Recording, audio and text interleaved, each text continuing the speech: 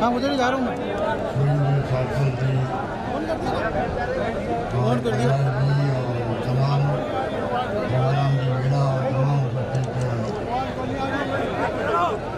भाई और बहनों नौजवान साथी, मुझे बहुत खुशी है कि ये जो खेला उमड़ पड़ा है नावा के अंदर, इसके लिए मैं आप सबको बहुत बहुत बधाई देता हूँ, धन्यवाद देता हूँ। इतनी बड़ी तादाद में आप कहना इस बात का द्योतक है कि आपका प्यार, आपकी मोहब्बत, आपका विश्वास हम सबके प्रति भी है और खेलों के प्रति भी है। आपका आना पूरे प्रदेश के खिलाड़ियों में, नागौर जिले के खिलाड़ियों में ये मैसेज जाएगा कि सरकार ने जो निर्णय किया था राजीव गांधी ग्रामीण ओलंपिक खेलों का, उसमें पूरे प्रदेशवासियों का आशीर्वाद मिला। खिलाड़ी में 30 लाख थे, उसमें 10 लाख हमारी महिलाएं थी और टीमें बनी 2,25,000 की। आप कल्पना कीजिए ऐसा खेल आयोजन इस देश में नहीं बल्कि मेरे ख्याल से दुनिया के किसी मुल्क में नहीं हुआ होगा जहाँ गाँव में एक ओलंपिक का आयोजन हो, जहाँ दादा पोता साथ में खेल रहे हैं, बच्चे खो-खो खेल रही हैं। और कल मैंने देखा एक वीडियो, करीब 1 लाख वीडियो ज़्यादा आ गया हमारे पास, जिसमें नौजवान वर्सेस बुजुर्ग थे कबड्डी खेल रहे थे। आप सोच सकते हैं कि क्या आयोजन शानदार रहा। गांव-गांव में एक उत्सव का माहौल था।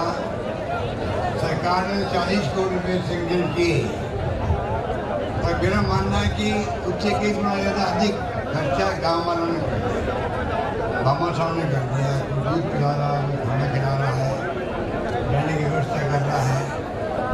इस प्रकार ये जो आयोजन अद्भुत रहा है, इसको हर साल किया जाए। और अभी नवंबर-दिसंबर में ग्रामीण ओलंपिक की तरह राजीव गांधी शहरी ओलंपिक की प्लानिंग की जाए। स्टेट स्पोर्ट्स की मीट में तो तमाम काम जो है राजस्थान में उनकी करीब 60 साल के बाद में स्काउट व गाइड की जमहूरी हम लोग करवा रहे हैं पाली के अंदर। तो नौजवान पीढ़ी के अच्छे संस्कार हो बचपन से, नौजवान पीढ़ी छात्र जीवन में, युवा अवस्था में वो अच्छी संस्कृति, संस्कार, परंपराएं प्राप्त करे, जिससे कि आने वाला कल का जो भविष्य देश का है वो तमाम युवाओं को निर्भर करता है। इसलिए सरकार की जिम्मेदारी है कि हम नई पीढ़ी को क्या रास्ता दिखाएं। और ये सोच करके ये जो एक शुरुआत की गई है, पूरे खेल जगत में हम लोग बहुत पीछे दुनिया के लोग हैं। दुनिया के छोटे छोटे जो देश हैं, कोरिया की तरह, जापान, वियतनाम, फिर अमेरिका, इंग्लैंड, चाइना में आता है, हम लोग कहीं नजर नहीं आते हैं। सारे मेडल गोल्ड की ओर ले आते हैं, अन्य मेडल को ले आते हैं। हम देखते होंगे ओलंपिक के वक्त कॉमनवेल्थ में, एशियाड में मेडल नहीं आते। 135 करोड़ का मुल्क है, ये नौजवान बैठे हुए हैं, प्रतिभाओं की कमी नहीं है, खिलाड़ियों की खोज हो, किस नौजवान की रुचि किस खेल में है। ए भाई, ए भाई, ए भाई, इनकी रुचि किस खेल में है वो मालूम करके हम चाहेंगे उन खिलाड़ियों को सेलेक्ट करके, उसके बाद में उनको तराशने का काम, अच्छे खेल के मैदान मिले, अच्छे कोच मिले उनको। तो नागौर से भी हर जिले से अच्छे खिलाड़ी ढूंढ करके, जिनकी रुचि बचपन से जिस खेल में है उस खेल में करके उनको फिर कैसे अच्छी ट्रेनिंग मिले, अच्छे खिलाड़ी बन के जिले का नाम, गांव का नाम रोशन करे, प्रदेश का नाम रोशन करे। ये भावना हम सबको होनी चाहिए और इसीलिए ये मैच का आयोजन किया गया। बहुत ही कामयाब रहा है। आप लोग जो मैं जा रहा हूँ कल से, ये आपकी जो मीटिंग है ये तो एक प्रकार से अभी तक लोग आ रहे हैं, ये तो एक प्रकार से आम सभा की तरह। मैं महेंद्र चौधरी जो आपके नौजवान साथी हैं, जिन्होंने लंबी लिस्ट बताई आपको कि क्या क्या काम नावा में कुचामन हुए हैं, मैं समझता हूँ कि महेंद्र चौधरी को मैंने पहले भी कहा था कि महेंद्र चौधरी और एमएलए मांगते थक जाएंगे, मैं देता नहीं थकूंगा। आपके यहाँ बिजली का पानी में आया था उस वक्त, इससे बड़ी मीटिंग थी, इससे बड़ी मीटिंग थी और महेंद्र चौधरी ने उस पर 5 बार ऊपर हाथ खड़े करवाए थे, 5 बार। और आप लोगों ने इतना उत्साह दिखाया क्योंकि बिशनपुर का पानी, नागौर जिला जहाँ इंदिरा गांधी कैनाल का पानी भी मेरे वक्त में आया था, पहला फेज भी दूसरा फेज भी सोनिया गांधी जी लेके आए थे। बिशनपुर का पानी मेरे वक्त में आया और नागौर बहुत तकलीफ में रहा, मेरा खारा पानी ना आया सदियों से। और जो मैंने माहौल देखा नावा के अंदर उस वक्त में, वो तो कमाल का माहौल था। चुनाव आते आते पता नहीं क्या हो जाता है। तो महेंद्र चौधरी जो पानी लेके आया बिशनपुर का, उसको आपने घर बैठा दिया, ये समझ ये परे है। तो कृपा करके जो काम करने वाला है उसके ऊपर आशीर्वाद बना रखना चाहिए, जिससे कि और उत्साह के साथ में आपकी सेवा कर सके, आपके शुभ रूप में काम आ सके, विकास में भागीदार बन सके।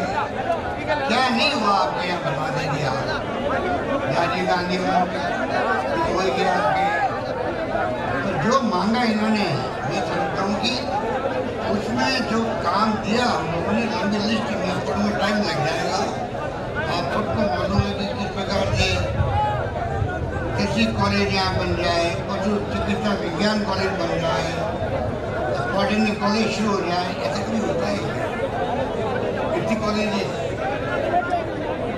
विज्ञान संकाय शुरू हो गया, टाउन हॉल की भूमि आवंटन हो चुकी है, मारोड चिताड़ा में तहसील खोल दी गई है, सीएचसी की बिल्डिंग बन गई है नावा के अंदर, और नावा का उप जिला अस्पताल खोल दिया गया है। गोविंद जी सब सेंटर को पीएचसी, मिंडा में पीएचसी का सीट बना दिया गया। नावा में स्वतंत्र कृषि उपज मंडी बनाई जा रही है।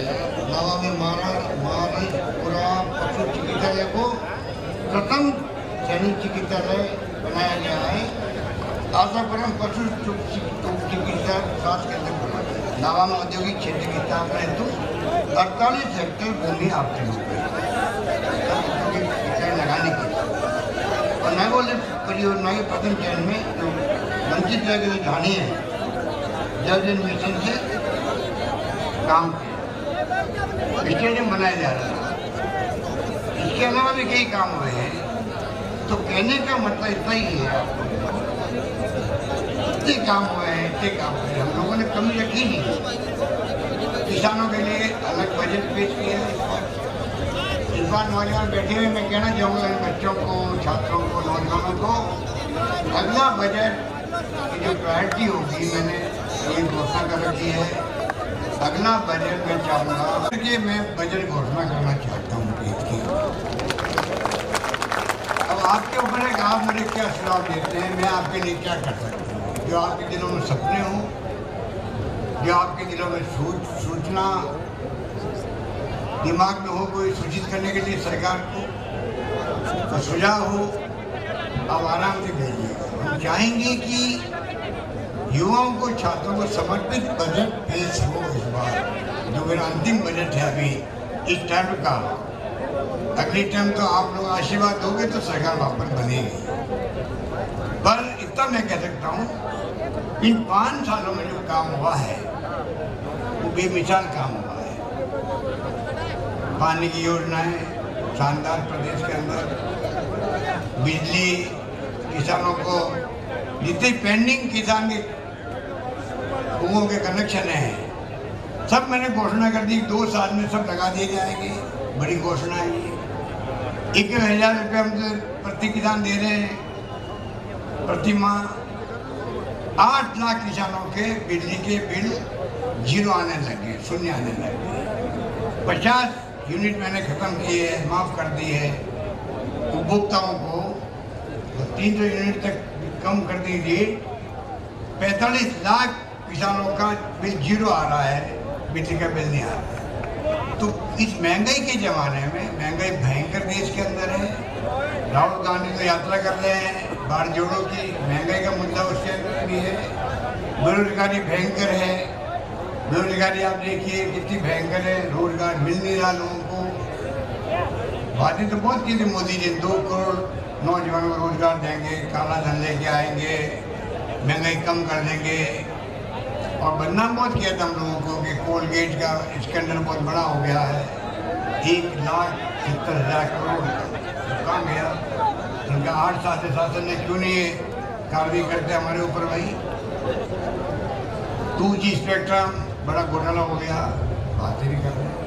तो कहने का मतलब ये है कि ये मैच जो है वो हमने सबके लिए रखा, चाहे वो कांग्रेस, बीजेपी, CPI, CPM। खेल को खेल की भावना से खेलो, इस भावना के साथ में ये मैचों का आयोजन हुआ। और इसकी में हमारी जो है अब चिरंजीवी योजना स्वास्थ्य की है। हम बताइए, चिरंजीवी योजना दुनिया में कहीं सुना आपने?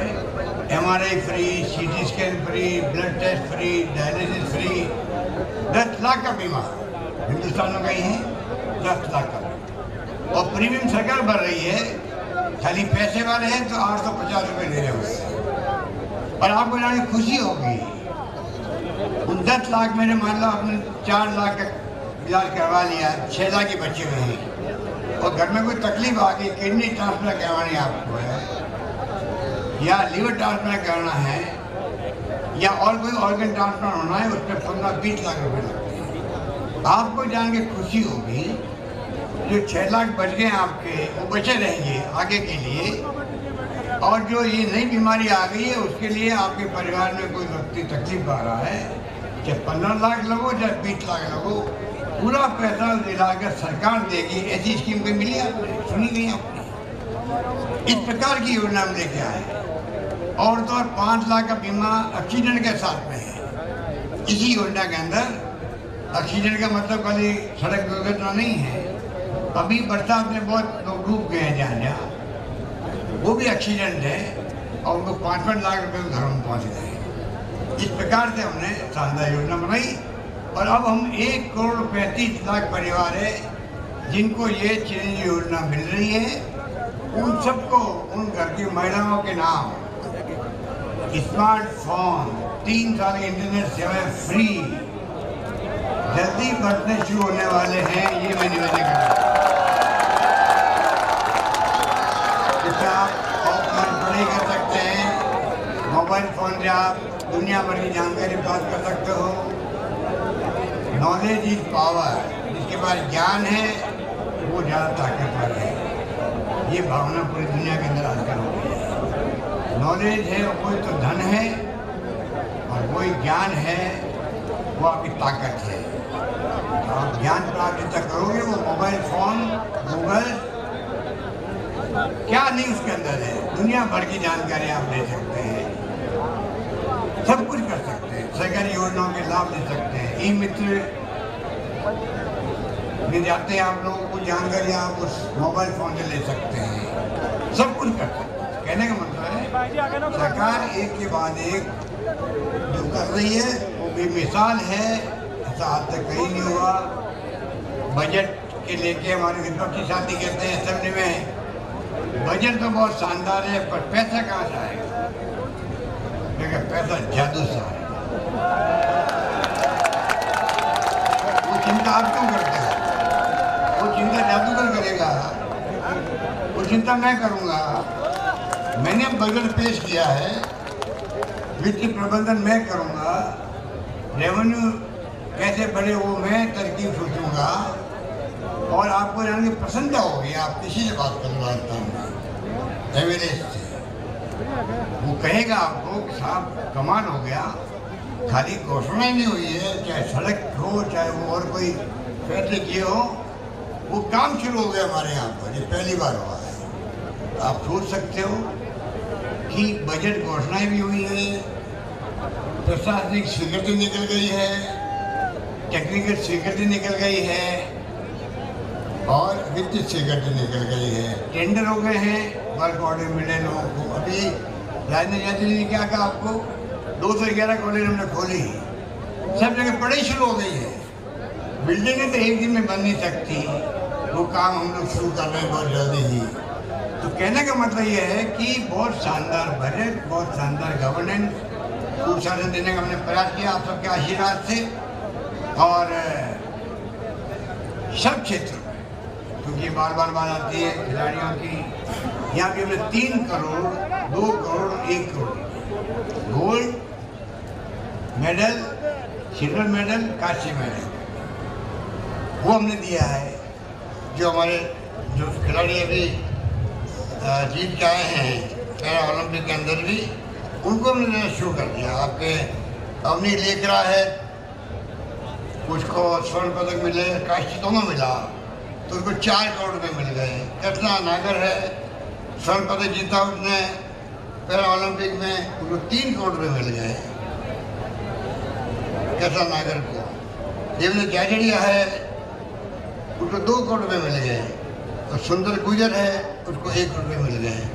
तो इस प्रकार से हम लोगों ने राज्य स्तर पर भी जो प्रतियोगिता होती है उसमें स्वर्ण पदक वालों को 1 लाख, रजत को 50,000, कांस्य को 30,000 में। पहले राशि 20-30 लाख थी, हमने 3 करोड़, 2 करोड़, 1 करोड़ कर दिया। 25 बीघा जमीन इंदिरा गांधी के नाम पर, 2% उनकी रिजर्वेशन है नौकरियों के अंदर।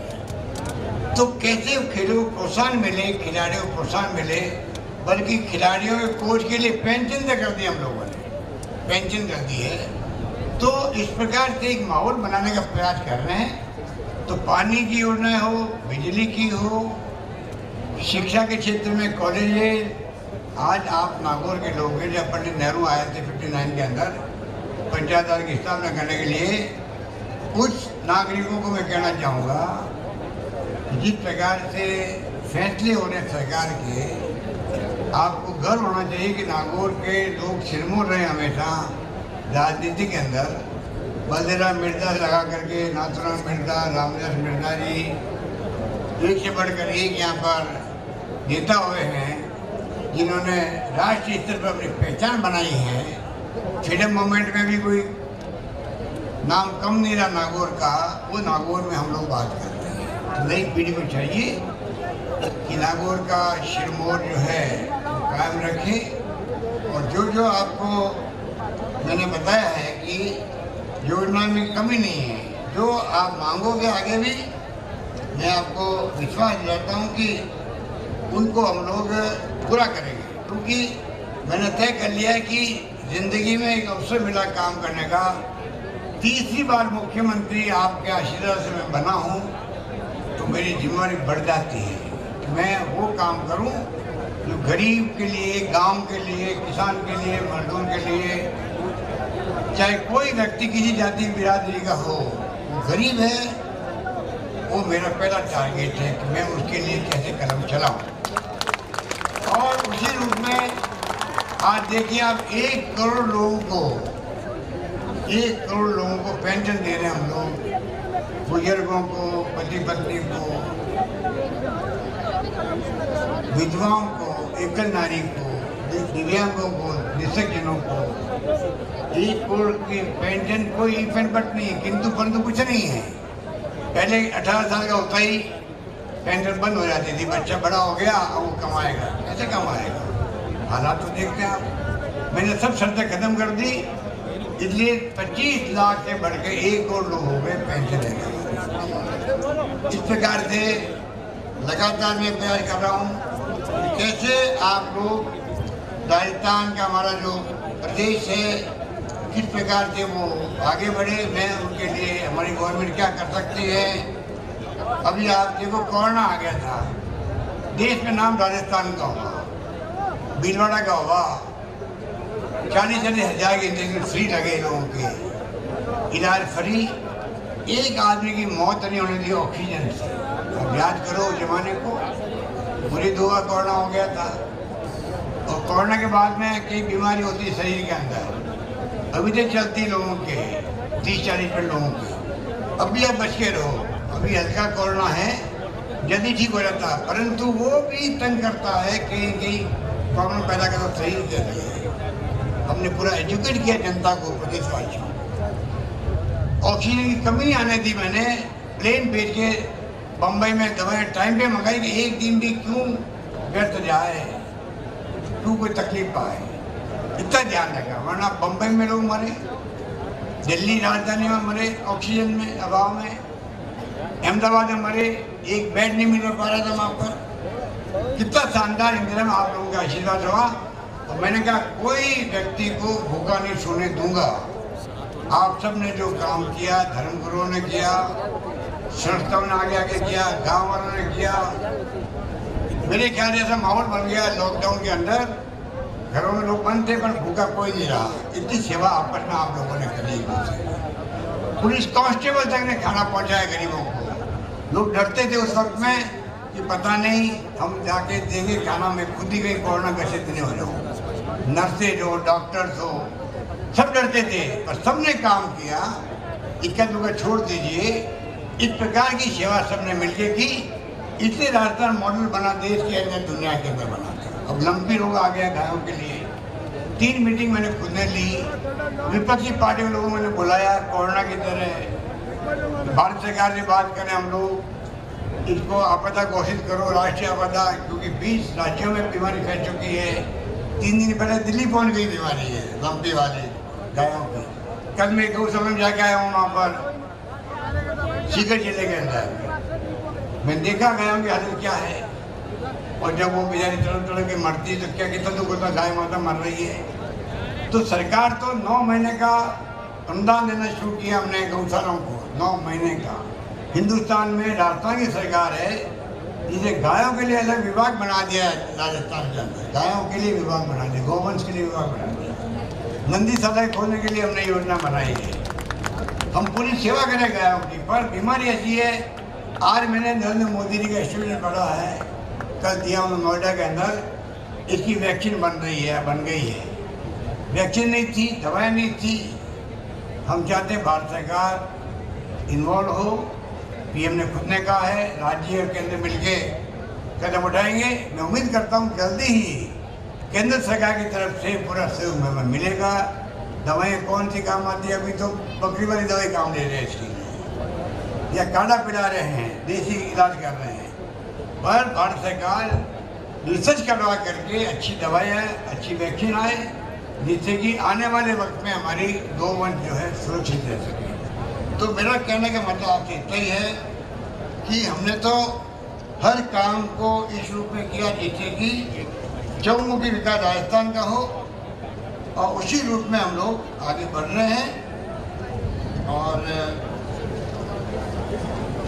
और मैं उम्मीद करता हूँ कि जब जब ये संकट आया राजस्थान पर, आप गवाह हो, 20 साल पहले 3-4 अकाल बढ़ गए थे। अटल बिहारी वाजपेयी थे, प्राइम मिनिस्टर थे, तब भी मैंने किसी को भूखा नहीं सोने दिया। घर घर में गेहूँ पहुँच गए लोगों के, और गेहूँ इतने पहुँच गए काम के बाद अनाज योजना में अगर वो अकाल नहीं पड़ता तो जितनी उत्पादन नहीं होता गेहूँ का उसके खेतों में, उससे ज़्यादा गेहूँ की बोरी इकट्ठी हो गई, रखने की जगह नहीं थी। वो दिन में देखा है।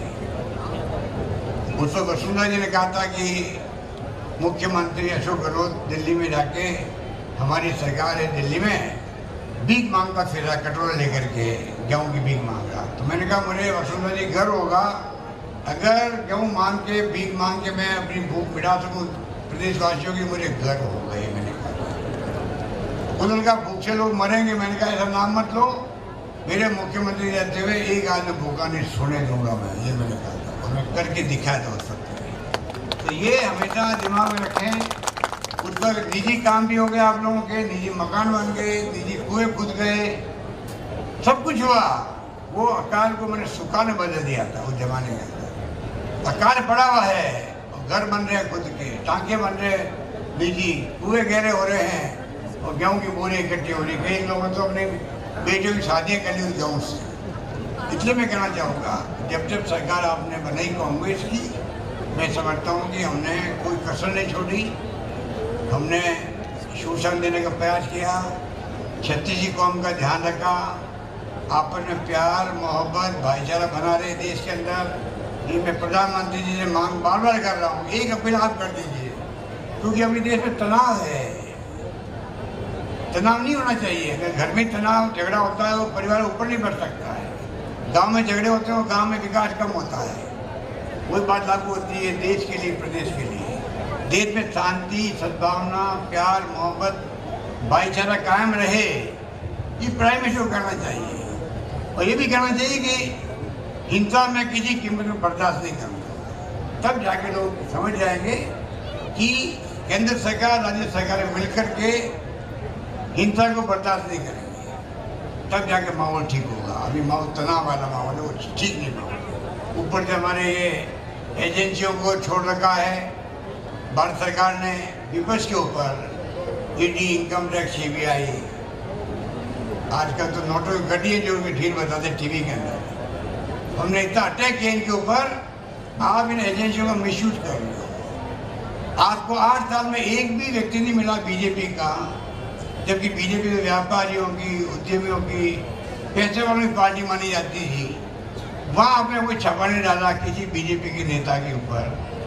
और शिवसेना हो, सपा हो, कांग्रेस वाले हो, कोई हो, सब पे छापे पड़ रहे हैं देश के अंदर। इतने घबरा गए, अब नोट कहेंगे मिलते हैं, तो मिलते ही हैं, पकड़ो उनको, जेल में भेजो। अभी हमारे लीड के अंदर बेईमान गिरोह बना रखे थे पेपर आउट करने के लिए। पहला राज्य राजस्थान है। पेपर आउट तो यूपी में भी होते हैं, बिहार में भी होते हैं, केंद्र सरकार में भी होते हैं, आर्मी में भी होते हैं। तो हमने इन बेईमानों को जेल के सिक्के पहली बार राजस्थान भेजा सरकार ने, जेल में भेजे बच्चों को। जो गिरोह के लोग थे उनको जेल में भेजना पड़ा है। उसमें हम कामयाब हुए, पता करने में कामयाब हो गए कौन कौन से गिरोह बने हुए राजस्थान में जो पेपर आउट करवाते हैं। आज हमने 1,29,000 नौकरियाँ लगा दी है।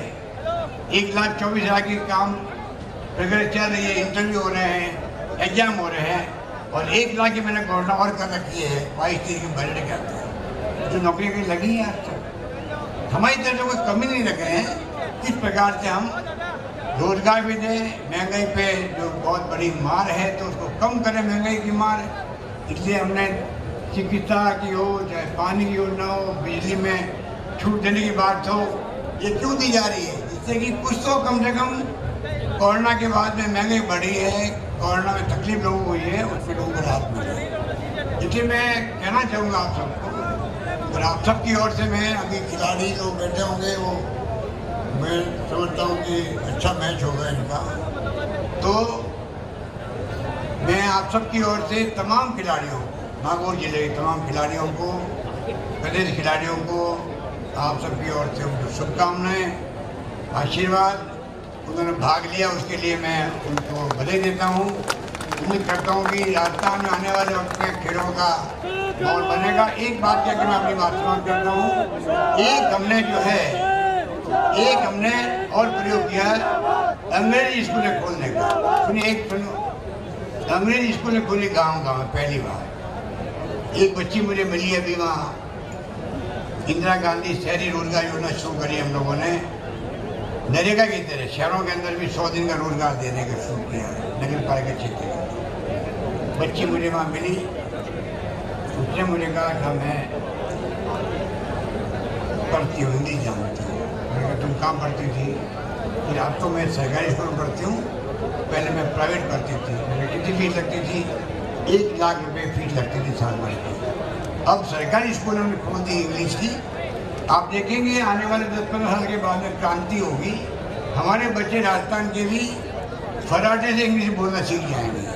मैं बचपन से इंग्लिश के खिलाफ रहा हूँ। इसलिए हम इंग्लिश में कमज़ोर रहे, बोल नहीं पाते हैं, टिप्पे सुन लेते हैं, टिप्पे मार देते हैं, ये काम चलाते हैं। हमारे बच्चे जो है इतने होशियार हो जाएंगे आने वाले वक्त के अंदर कि आज IT का ज़माना है, कंप्यूटर का ज़माना है, 50 लाख 25 लाख 1 करोड़ तनख्वाहें मिलती है उन लोगों को। अमेरिका में धूम मचाए हुए हैं वो लोग, इंग्लैंड के अंदर हो, चाहे वो विदेशों में हो, चाहे बम्बई में हो, चाहे दिल्ली में हो, बड़ी बड़ी कंपनियां उनको पैकेज देती है। हमारे बच्चे भी राजस्थान के आप देखेंगे 10 साल के बाद में वो बच्ची बोल रही थी इंग्लिश के अंदर, वो कह रही थी मेरे 1 लाख फीस थी मेरी, अब सरकारी स्कूल में मेरे सिर्फ 1600 रुपये लगते हैं। आप सोच सकते हैं कि सरकारी स्कूलें खुलना, हमारे गोविंद दोताचार्य जो PCC अध्यक्ष है वो शिक्षा मंत्री थे, तब खुलने शुरू हुई है। 10,000 टीचर भर्ती करें हम इंग्लिश के, जमाना इंग्लिश का आ गया है, हिंदी के साथ साथ में आप अंग्रेजी भी पढ़ाई करें बच्चों को। कई स्कूलों में तो इतने भर्ती होने आ रहे हैं बच्चे की लॉटरी खोलनी पड़ रही है एडमिशन के लिए। तो मैं चाहूँगा ऐसी नौबत नहीं आए, जो मांगे उसके लिए स्कूल खोले हम लोग। वैसे भी मैंने PHC CHC सब सेंटर खूब खोले हैं, डिस्ट्रिक्ट हॉस्पिटल खोले हैं, प्राइमरी स्कूल, मिडिल सेकेंडरी को, तमाम सेकेंडरी स्कूल को हमने हायर सेकेंडरी बना दिए।